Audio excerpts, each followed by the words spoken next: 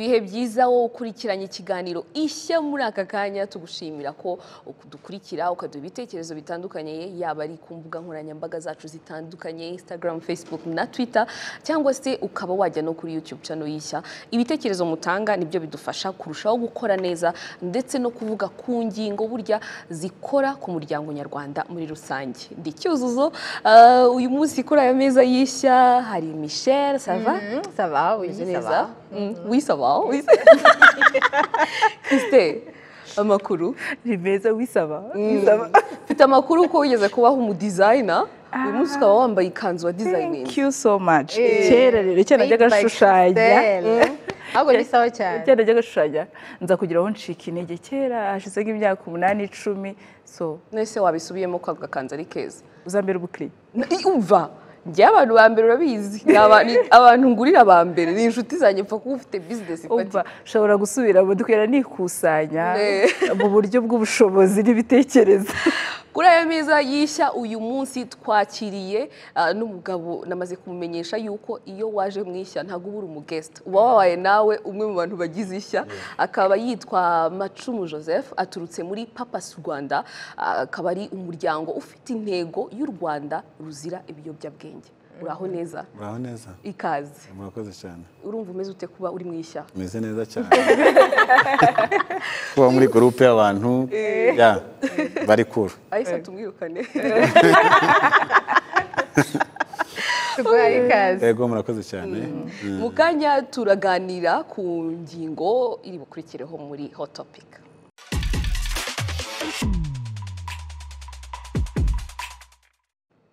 Kimwe mu bintu bikunze kugarukaho muri iyi minsi itambutse by'umwihariko aho lockdown yabaye nk'ivuyeho ndetse n'ikibazo cya COVID-19 gisa naho cyagabanutse aho abanyarwanda kimwe no mu bindi bihugu batangiye kubona inkingo utubari turafungura byimbitse ahantu ho kwidagadura nyine haraboneka ariko ikibazo cyavuzweho cyangwa cyakunze kugarukwaho ni ubwiyongere bw'inzoga mu rubyiruko aho benshi bavuga bati urubyiruko rwacu ruri kwangirika noneho n'amafoto yasohoka ku mbuga nkoranyambaga ahantu hatandukanye habereye ibirori ahantu hanyuranye abantu basohokera abantu bakavuga bati ubusinzi mu rubyiruko inzoga mu rubyiruko zimeze nabi ni kimwe mu biyobyabwenge kiri ku rwego rwo hejuru mu rubyiruko. Uyu munsi rero nibyo turi buganireho inzoga mu rubyiruko. Reka duhere kuri iki kintu ubundi nshaka kubabaza mwese uko turi hano kuri aya meza ubundi inzoga mu rubyiruko ni ikibazo gihari like is it really an issue? Jose. Yeah, ni ikibazo gihari kandi gikomeye kuko iyo tugiye mu nzoga mu rubyiruko ubundi inzoga ziza zishamikiyeho n'ibindi kuko umuntu wasinze unashobora gusomya ku itabi ashobora gukoresha ikintu nawe ubwawe ushobora gukora icyaha haba ari ijyangwa n'amategeko cyangwa se n'ikindi bitewe n'uko wamaze guhindura kuko iyo tuvuze ngo ni ikiyobyabwenge mu bundi buryo ikiyobyabwenge tuzi ko ari ikintu cyose umuntu ashobora kunywa cyangwa se agahumeka ariko kikaba cyahindura imitekerereze n'imyitwarire ye haba ku buzima bwe ndetse no mu mibereho. Rero numva urubyiruko kandi izo mbaraga z'igihugu dufite ni mu by'ukuri ni ikintu kibangamye kuko akenshi usanga urubyiruko ariko rwishoye mu nzoga cyane. Ubusinzi buri hejuru cyane. Christé, ubusinzi wowe ubona gute mu rubyiruko? Njye ntekereza yuko urubyiruko iyo turuvuze ndwa ngo ni kuva ku myaka 14 kugeza kuri 30 ariko tugomba no kwibukiranya yuko inzoga ku mwana uri munsi y'imyaka 18 birazitemewe. Uvuze ngo abantu bacuruza inzoga hari igihe bazitanga ku bana baba bazi batumye baba baje kuzigurira ugasanga kuri boutique biroroshye cyane ku mwana azavuga ngo ndashaka primus ukayimuhereza ndashaka inzoga zitandukanye ubwoko butandukanye. So rwa rubyiruko rero impamvu tuvuga ngo inzoga zisa nkaho ziyongereye kera kunywa inzoga twebwe byari ikintu gisa nkaho kitagezweho gusinda ntago byari trend ariko ubu ngubu gusinda kunywa inzoga gufungura champagne kugira iki cyose ni ibintu biri trend ku buryo bwo n'umuntu utazinywa uyu munsi niyo ujya ahantu ntunywa inzoga by the way nanjye ndi mukuru iyo ngiye ahantu wenda sinywa inzoga ko ntabishaka cyangwa ko nazigabanyije tout simplement namubwiye ngo urwaye iki uri kuyihe miti as if kunywa inzoga byagombye kuba nkaho ari nko kurya imbuto cyangwa se kurya imboga bivuze rero ngo ubusinzi cyangwa se kunywa inzoga byariyongereye yaba ari mu bajene yaba ari mu bantu bakuru nunabireba mu maso ya zino nganda zicuruza inzoga turi ku rwego rushimishe kuri bo uko target barazihitinga buri munsi barazirenga so ntekereza yuko rwose ni ikibazo surtout ko hari ikintu ukomojeho kijyanye n'uko kupopinga champagne nyine aba ari ikintu kigezweho usanga uyu munsi iyo watumiye nk'abantu dufate nko mu rugo nyine mukaba muri kunywa mva tugakora cheers ubwo cheers ntago ari fanta ugasanga nyine ni nkazo cocktail donc ibintu birimo ibisindisha ugasanga rero ngira ngo no kubera gukoresha imbuga nkoranyambaga aho umuntu uyu munsi asigaye yerekana buri kintu cyose ari kubamo niba ari ku kazi niba ari kwidagadura niba ari kunywa agaposting iyo nzoga yaguze imuhenze bihita byinfluence indirectement ou directement umuntu uri kubireba uburyo nawe ati ariko cya kinyobwa bura gitestinga gute ejo akagigerageza ejo kikageraho kikaba cyaba addictive kuri we bigahinduka kwabatwa nabyo yabaye imbata y'inzoga noneho ugasanga uyu munsi niba ari no kubera ko ngira ngo bamwe ntabwo ubu usanga badusobanukiwe n'uburyo tugomba kunywa inzoga n'igihe wazinyweye n'icyo ugomba gukora nyuma yaho cyangwa na mbere y'uko uzinywa kugira ngo wa mubiri wawe ukomeze kuba mwiza niba ari ukunywa amazi ahagije niba ari ukuruhuka se niba ari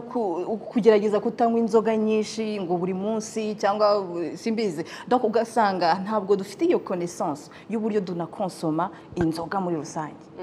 se buriya Jose ku muryango mwaturutsemo Papas Rwanda kimwe mu bintu umuntu akora hari n'umuntu twakiriye mu minsi yashize ari kuvuga ku biyobyabwenge mu rubyiruko icyo gihe nyine yanagarutse ku buryo mwamufashije kubisohoka bivuze ko muhura n'urubyiruko rwinshi yes rufite ibindi biyobyabwenge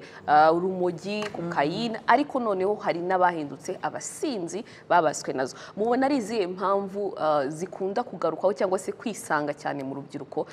ku buryo basa naho bahindutse imbata z'inzoga murakoze cyane twebwe nguhaye statistique ho ntoya cyane kugeza ubu ngubu dufite abantu 1491 dukurikirana 1491 dukurikirana umunsi ku wundi aho ku rubyiruko ku businzi no kwiyongera kwabyo n'ingaruka zabyo akenshi ikibitera usanga ni ikigari cya mbere ikigari harimo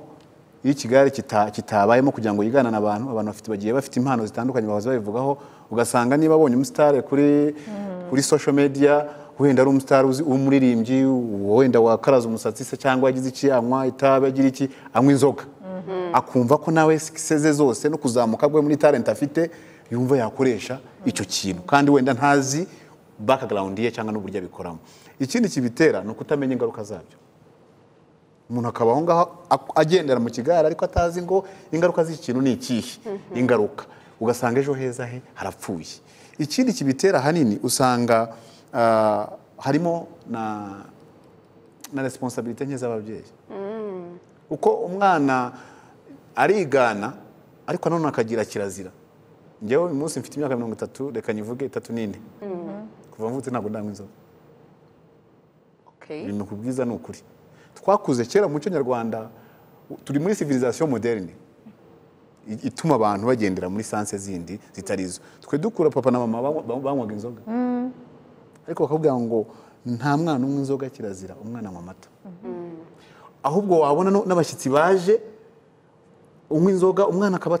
atanagira ariko ubu ngubu uyu munsi usanga umusore w'urubyiruko nkanjye cyangwa se uri munsi yanjye afata ari ujya kubyiganira primus cyangwa mitsingi mu bashyitsi baje bakuru b'abasaza ntamenye kumenya icyo kintu rero ikintu gihari nuko abantu turi bize umuntu turi bize urafata umwana ukamujyana ku ishuri ukamuhereza umukozi akamujyana akanamugarura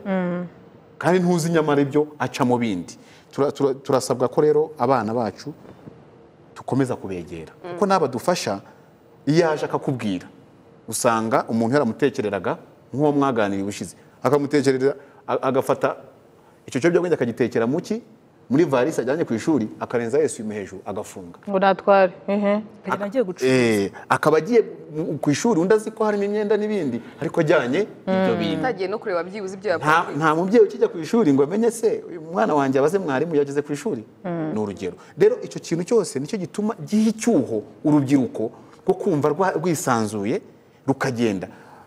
tujya ahantu ku tubari yabivuze mugenzi wacu ugasanga handitseho ngo nta muntu wemerewe kunywa inzoga ari munsi y'imyaka 18 kandi nyamara yaje arayimuhereza we ntareba impact ku mwana ntabwo ari umuntu macumu ku giti cyo ufite umwana cyangwa Michel cyangwa ndi umwana n'uw'ababyeyi bose yakakwiye kureba ngo uyu muntu mu by'ukuri ngiye kumuha inzoga ni amafaranga nshaka ariko genda ndica ubuzima bwe biriya byapa biriho gusa ariko nta signification irentera ntabwo bikurikiranwa ugasanga rero birafasha abantu umwana akaza akajya aho ngaho akinywera inzoga akamuhereza ebyiri eshatu enye akanamuhenda kuko abona ko nta kindi kintu gihari ariko turasaba ko ikintu cyitwa inzoga mu rubyiruko mu by'ukuri urubyiruko dufite twifuza mwabibonye wari uri aha ngaha wo muri siporo aracyari muto n'urubyiruko arakora siporo azayikora yanyweye ntabwo byakunda ntabwo azajya gusifura yasinze gusifure wenda turaza kugaruka no kuri izo ngaruka kuko byanze bikunze zirahari kandi nyinshi ariko se reka tugaruke watanze kuri wenda ikigare n'iki nk'urugero ariko ubundi igituma umujene ashobora kuba yakurikira iyo trend twavuze yo kuvuga ngo nanjye ndanywa ntiwibuke kwigarura kuko iyo tuvuze ubusinzi ni ukuvuga ngo wanyweye izirenze imwe sibyo kuki adashobora kuba yagira iyo self nyine control ngo avuge ati wenda ndanywa ebyiri ndekeraho biterwa n'iki njye ntekereza ko ari icyo gihe niyo myaka ni ukuvuga ngo twese twayiciyemo adolescence ubu ni ya myaka ugeraho ku buryo ngira ngo n'umuntu ukomeye gute yakubwira ngo iki ngiki kireke wowe wumva urenze abantu bose ni ya aje twese tugiramo ya adolescence nduvuze umubyeyi wese yagiye kugira ingimbi cyangwa umwangavu aravuga ati mana ndahakweretse azahatambuke ni ukuvuga ngo ya myaka rero yigezemo yabivuze ukaba udafite rya jisho ry'umubyeyi atarabanje nta nubwo yagombye kuri icyo gihe urimo yagombye ko yarabigutoje ukurana nabyo ukaba udafite rya jisho ry'umubyeyi ukaba batarigeze bakwigisha ku ishuri ko inzoga nuzinywa zizakwangiza iki n'iki n'iki n'iki n'iki kugomba kunywa ibintu byose ushyizemo urugero bivuze ngo kuko uzaba ufite ya myaka 17, 18, 15 wumva ko n'urutare waruterura ugatsinzwe inzoga ziroroshye. Hari ikindi kintu nabonye gituma n'urubyiruko nyine ubusinzi bwariyongereyemo harimo n'ibibazo byo mu mutwe birahari byinshi cyane. Hari abana benshi bafite depression muri aka kanya, hari abana bafite ibibazo iwabo kuko aka kanya niba umwana avuka mu muryango byibuze harimo umubyeyi umwe udashobora kurya saa sita atanywe icupa ry'inzoga runaka cyangwa se iteka amakimbirane ari mu rugo ari inzoga, akenshi umwana nawe azajya muri ibyo bintu kubera ko abibona na nyina abibona na se. Ni gake umwana azakwepa ibyo bintu yifitiye ibindi bibazo bisa naho byamubaze. Reka noneho mbabaze ubundi ni iki mujya mubona ukavuga uti aba bantu bigaragaza nyine ko mu rubyiruko harimo ubusinzi? Ni ibihe bimenyetso umuntu ashobora kubona umuntu akavuga ati ubusinzi bumeze nabi muri we? Ni ukumubona yatembagaye mu muhanda. Nanjye icyo kibazo nyanyibaza kuko wigeze no kwikomozaho n'ababyeyi bacu baranyweye.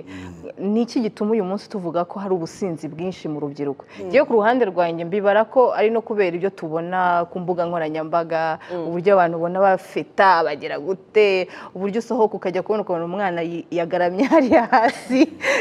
ugahita ubifata ko nyine byanze bikunze ni ikibazo muri sosiyete uyu munsi. Ariko twagaruka ku mibare nanone ntabwo twavuga ko biri alarmant à ce point, ntabwo turagera ahantu tuvuga ngo sosiyete nyarwanda yuzuye abasinzi, urubyiruko ni abasinzi. Quand même harimo izo cases zigiye zitandukanye zituma nyine kandi tunahitamo kuvuga ino topic yo kuvuga ngo ni iki kigomba gukorwa, hakwiye iki kugira ngo urubyiruko rwacu uyu munsi rubashe kwigenzura cyane cyane mu buryo rukonsoma inzoga. Kuko wabishaka utabishaka inzoga bazazikonsoma, ahubwo se quelle est la meilleure ni ubuhe buryo bwiza? Ariko tutaragera kuri ubwo buryo ahubwo twakagombye kureba no kungaruka kubera ko hari umuntu ushaka kumva akavuga ariko se why are you guys talking about this topic? Nta ikibazo gihari niki, twese twanyuze muri ya myaka turyoshya. I'm fine, nduma adult ubu ngubu umeze neza, afite urugo cyangwa mfite akazi kanjye. Ariko se nizihe ngaruka ukunze kubona ku buryo uvuga uti ni ikibazo gihangayikishije aka kanya? Wenda nagira ngo se nkusobanura ho gake ku kibazo mwari mwibaje mbere ngo ese ngo bigaragara gute ese tubanze tunibaza ese umuntu unywa inzoga wese yabaye imbata y'inzoga kuko hari ukuzinywa hari no kuba imbata umuntu wabaye imbata atandukanye n'umuntu unywa inzoga bisanzwe akigendera ni ukuvuga ngo wabaye imbata ni wa muntu nyine ubona buri gihe ubona yasinze yaba atana niyo yanakwihumuriza ngira ngo umwuka wayo uhita ubona nyine birangiye uwo niwe twita ko yabaye addicted muri icyo kintu kuko byarenze umupaka ari nabwo tugenda yavuze mugenzi wacu ati bigenda gutya ari sheni bigenda gute ni ukuvuga ngo ni ryari tuvuga ko umuntu yabaye imbata y'inzoga cyangwa y'ubusinzi ni cya gihe aba afite irari ridashira muri we kuri cya kintu mbese kera cyangwa no mu Rwanda mu byaro muzaha cyane bacuruza nk'ikigage ushobora kuhasanga ishaka rihamanitse rikaba ari sinye umuntu akaba yaragiye guhinga cyangwa gushaka amafaranga yabona iryo shaka agakata isuka akayikubita hariya hirya akagenda akajya hariya icyo ni ikintu cya mbere ikindi cya kabiri kugira ububabare cyangwa ibindi bimenyetso mu mubiri we kuko ikiyobyabwenge cye cyagabanutse mu mubiri we cyangwa ikindi iyo abandi bita bakazizi bakazizi wa wundi bazibura ahubwo agateza ibibazo ikindi kiba kigaragaza umuntu wabaye imbata ni cya gihe cyo gutakaza ishyaka ryo gukora buri gihe cyose akumva ko azajya ahora hehe mukayoga hari ni wa wundi rero ugera kuri stage yo kubinywa kabishwe n'ubwo yabona byamugiraho ingaruka ariko nta yindi shwa kuko niko agomba kubinywa ikindi ni hahandi we ku giti cye ashobora kuba atazi ingaruka byamutera akaba atazi ko n'amategeko yamuhana ni ukuvuga ngo rero kugira ngo atangire hari umugani wa mu Kinyarwanda ngo ubuto buroshya ntibuherekeza iyo uri mutoya bivuze uyu waterura wumva na hano n'inzu yose iyi ngiyi wayiterura kuko wumva ufite imbaraga nyinshi mu buzima bwawe uba wumva ari wowe ukomeye ubaho ni ukuvuga ngo rero iyo bavuze ngo ubuto buroshya ntibuherekeza wa muntu ukiri muri ya myaka y'ubusore ni wa muntu ugendana n'ibigezweho gusa kuko kuri status ushobora kugeraho ugasanga abantu bitwaga abasirimu bose biteretse inzoga akumva ko nawe ari buzinywe kandi akabazi kari buzinywe nk'abandi kandi babandi barazinywa bakazira imitinga nta kibazo bafite nta nubwo bivuze ko icupa yakuretse yari maze yenda nari maze ashobora no kutarimara kuko kire yose wanywa n'ubundi wanyweye alcohol ibikeneye mu mubiri nta kibazo kiba gihari none ugasanga we arabibonye akumva ko runaka tuzi runaka ukomeye runaka w'umuhanzi reka wenda runaka gutyo akumva ko wenda we aricyo kintu agatangira gakeya noneho akagenda ananirwa kwikura muri cya kibazo twakoze sample mu gihe cya covid muri lockdown ibiyobyabwenge bindi byaragabanutse ariko Bralirwa yarungutse cyane twasanze byibuze mu miryango twafashe imiryango 55 n'abantu 55 bare individual ariko twasanze byibuze imiryango 7 ku 10 irimo umuntu umwe cyangwa abantu babiri babazwa byaratangiye inzoga gusa kuko ibindi byo wasangaga akenshi barabuze aho babicisha impaka bagifunze ibintu byose byabaga biraho dusesera ariko umuntu yaremeye kujya gufata agacupa akajya mu rugo ugasanga rero aho hantu hari ikibazo cy'uko abantu babonye ko kunywa inzoga rimwe na rimwe byanabaye nk'aho ari ubusirimu wavuga iki ngiye hari igihe njya nko muri bagenzi banjye wambwira ngo mu mpesitiro cyangwa fanta ahubwo ati wapi wigurire ntabwo urimo uratwumva ati wigurire ati ntabwo nagurira fanta niyo wakoze cheers ntabwo bakwemera baravuga ati cyangwa muri kubasoma mu mutwe bakumva ko wowe uri hariya kugira ngo basome mu mutwe rero nicyo navuga ngo ikintu cya mbere urubyiruko nabasaba kuko icya mbere kuba imbata y'ikintu bikurikira ejo hazaza hawe izo nizo za ngaruka twavugaga hari ingaruka zitera indwara ibiyobyabwenge iyo byabaye addicted gutyo bikaguteza ikibazo mu mutwe hari ubwonko mu kugira indwara zo mu bwonko hari ukugira ibibazo by'indwara z'imitima imyijima kuko akenshi hari inzoga zifite amavorte ushobora kunywa ugashyamo kandi ugasanga n'uwabinyweye nta yindi capacity afite nta wundi muntu umwegereye arayinywa amasaha 28 atarekera kandi bisaba ko hari ukuntu ashobora kunywa akantu gakeya ariko akanagira n'ikindi kintu afata bikangiza umwijima we bikangiza n'ibihaha ugasanga ari akenshi twasaba urubyiruko ko mu by'ukuri rwashishoza tukareba imbaraga z'igihugu dufite abo barimo kwangirika nibo bakozi tuzaba dufite ejo bundi, nibo ba Michel bari aha ngaho uyu munsi, nibo bande bari aha ba football dukeneye. Ntabwo tuzagira abakinnyi mu Rwanda, ntabwo tuzagira abasirikare bamaze kuba addicted, ntabwo byakunda. Kandi bazava muri rwa rubyiruko rutoya rw'abana turimo kurera uyu munsi. Umwana arajya ku ishuri, warabyumvise, waje aha ngaha akagenda umunsi wo kujya gukora ikizamini akajya kunywa inzoga, akabyukira mu muhanda yasinzira, yarakinywe yarakirata, bituma asagira depression. Aramubwira ngo uzaze muri Nyabarongo. ahubwo hari ikintu bavuze cy'indwara, abantu batekereza yuko hari inzoga zitera indwara, hari izindi zidatera indwara. No, consommation yose ya alcool ni mbi. Ni ukuvuga ngo hari amadiyabete, ibyo bita indwara zitandura ziri kuzamuka cyane mu bantu benshi batandukanye, za diabete, ikibazo cy'amarin, ibintu byose, impyiko. Nubireba urasanga ari consommation y'inzoga iri hejuru kurusha ibindi byose. Kubera ko hari umuntu uvuga ngo okay, ngo ngiye mana nkoye inzoga z'ibifuro, bambwiye ko nta kibazo, mais bon, harimo alcool ariko harimo none isukari iri hejuru. Ntabwo inzoga izari inzoga gusa iri envelope, barimo n'ibindi bintu byinshi birimo imbere. Ikindi buriya yavuze iyo sample y'abantu 7 ku 10, ariko twese dutekereje tugasubiza amaso inyuma, ese mu miryango yacu nta bantu tuzi bangijwe n'inzoga? Nicyo kintu twagombye kwibaza. Ese barahari? Ni abavandimwe, handi umuntu ubona neza ko n'ijwi rigakatika, umuntu ugasanga ijwi ryaragiye kubera inzoga,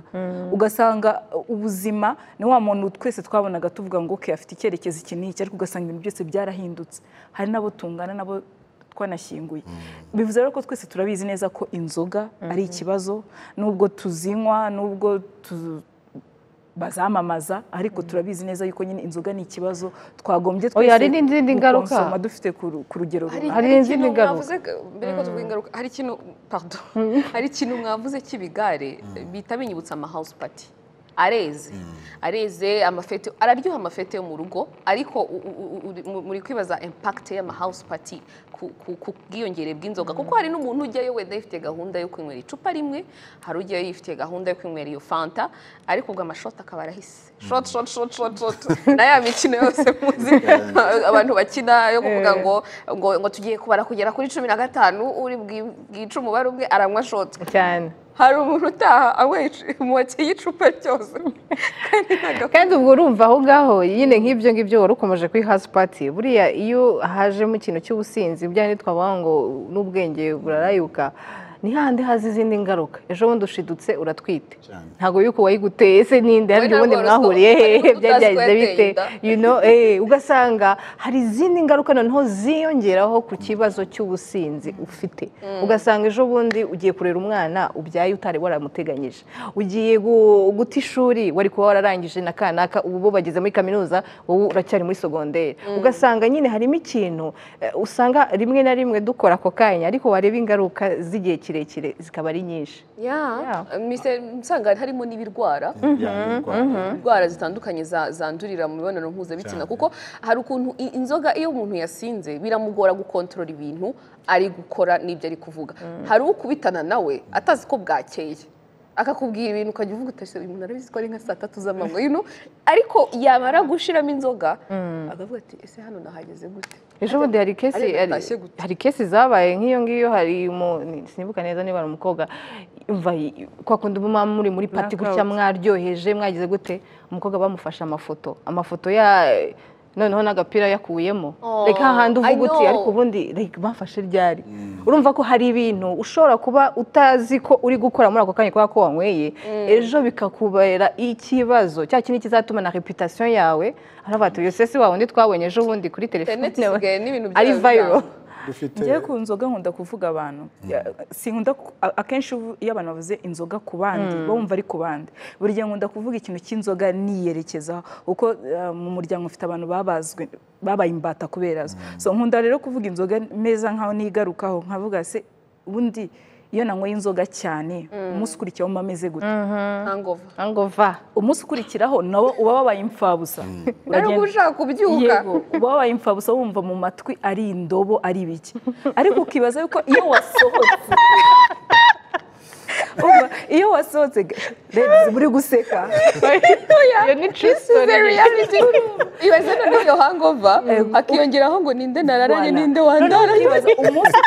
ukareba iyo wasohotse n'inshuti zawe ugasohoka mukagera saa 7 z'ijoro njya mbikora ngasohoka nkajya saa 7 z'ijoro nta nzoga nanyweye uzi ko umunsi ukurikiyeho saa 2 byagenye mu muhanda nkiruka ngakora siporo nkajya mu kazi I'm still productive ariko iyo nzi neza yuko nazifashe nuvuga ati iminsi 2 yose uri kwicuza gusa nazimereye buri yo bisubiramo buri bivuze rero twese inzoga uketse n'urubyiruko n'abantu bakuru turi gutakaza niba ufite iminsi 7 mu cyumweru yo gukora ukanywamo iminsi 3 bivuze ngo uzakora umunsi umwe uko umunsi wose uzajya ukurikiraho umva uzatinya umuntu ashobora kugusohokana urana abantu barekura ifaranga akaba yabasohokana akarekura bill ya miliyoni 3 udashobora kumubwira ngo mbonye opportunity ibihumbi 500 nta n'ijana yaguha ariko akagusohokana miliyoni 3 zigasohoka aho niho twavugaga hari umwe waje hari adutakambira umumotari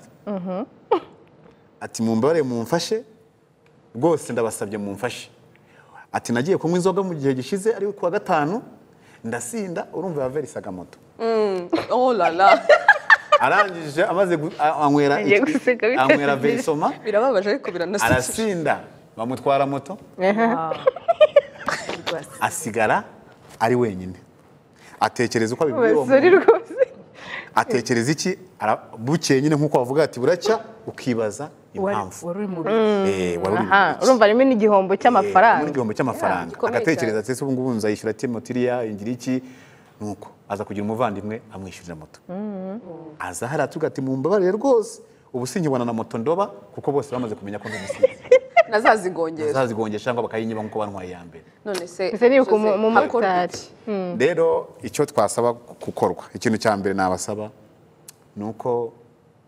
twese nk'abanyarwanda kuko tugiye gutangiza porogaramu yitwa umunyarwanda w'intego utarangwa n'ibiyobyabwenge ku mudugudu kuko twasanze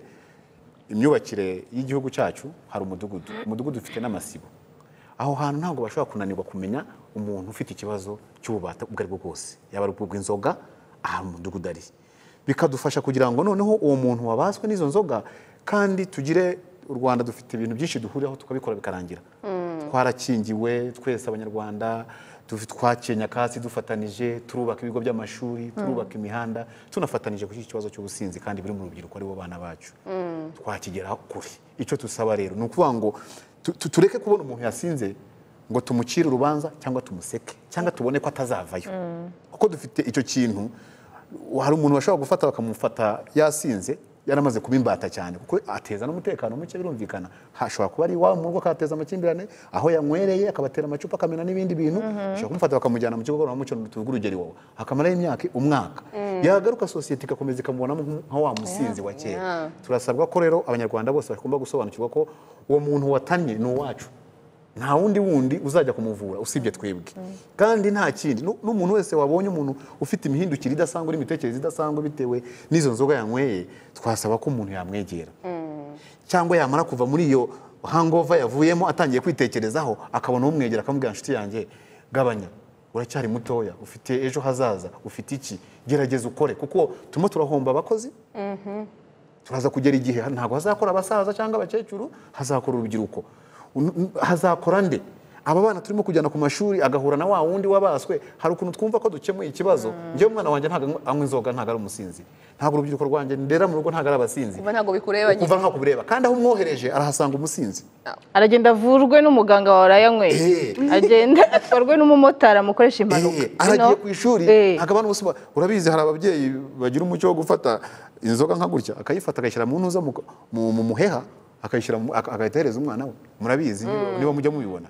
agafata umuyaga gutya agashyira hanga agakurura agahita afata hejuru akamuhereza urumva umwana utangiye kunywa iyo nzoga ari mu mezi cyangwa mu myaka azagera hehe uwo ni uzica wa wundi wawe uzi ko wabujije kunywa inzoga birasaba ko twebwe umwana aba wa famiye twese twaba ababyeyi nk'uko mbere byari bihoze tukirinda kuvuga ngo umwana ni uw'amacumu gusa nabo uw'amacumu gusa azahora n'utari uw'amacumu kandi bimuteza ikibazo kandi uru Rwanda dufite ni u Rwanda rw'intego ni u Rwanda rufite icyerekezo rufite gahunda nziza ku rubyiruko urubyiruko rw'iki gihe rufite gahunda nyinshi rufite za BDF bafite ibigo bibasapotinga za finance ibindi byose rero nibareke kujya muri ubwo buntu cyangwa se ngo ahubwo nabona amafaranga nayo amubera ikibazo amenye ngo uyu munsi mfite imyaka 20 ese nteganya iki mu myaka 20 iri imbere tugire kuko hari umuntu w'imyaka 30 uyu munsi areba amafaranga yanywereye akavuga tuwansubiza ariko vamina akicuza Michel wowe urumva ari iki cyakorwa ngewe numva n'urubyiruko rufite ikibazo ari gihe wanabikomojeho ufite ikibazo cyo mu mutwe ukumva ko igisubizo ari ukujya kunywa ngewe nasaba yuko umuntu wese uzajya yumva agize ikibazo runaka wenda iwabo bafitanye amakimbirane yirukanywe ku kazi se donc bya bibazo duhura nabyo buri munsi ntabwo igisubizo ari inzoga inzoga zituma gukora n'ibindi bintu utaruteganyije noneho bikakongera na bya bibazo byo mu mutwe utashobora kwikuramo so igihe cyose umuntu agize ikibazo surtout kijyanye na mental health gana usaba ubufasha ntabwo umuti ari inzoga ahubwo umuti ni ukujya kwivuza Joseph wakoze cyane ni sije dushobora kuvugaho amasaha n'amasaha ariko dutekereze ko byibuze wowe udukurikiye hari icyo wakuyemo by'umwihariko Joseph Macumu yaturutse muri Papas Rwanda ni umuryango ufite intego y'u Rwanda ruzira ibiyobyabwenge ushobora kubegera rero nk'uko yaduhaye urugero twakiriye Patrick muramwibuka mu kiganiro yavuze ko ari bo bamufashije kandi yatubwiye ko ameze neza uyu munsi hari n'abamotari waduhayeho urugero urumva gutinyuka gusaba ubufasha burya niyo ntambwe ya mbere nta muntu ushobora kugufasha wowe utaravuga uti I have a problem ese tubikoreho iki niba nta bushobozi bwabyo ni umuntu wawe nta bushobozi afite bwo kugufasha hari abantu b'inzobere bashobora kugufasha Christelle na Michel mwakoze yawe cyuzuye ubwo reka wowe wari udukurikiye tuzasubire ubutaha bye bye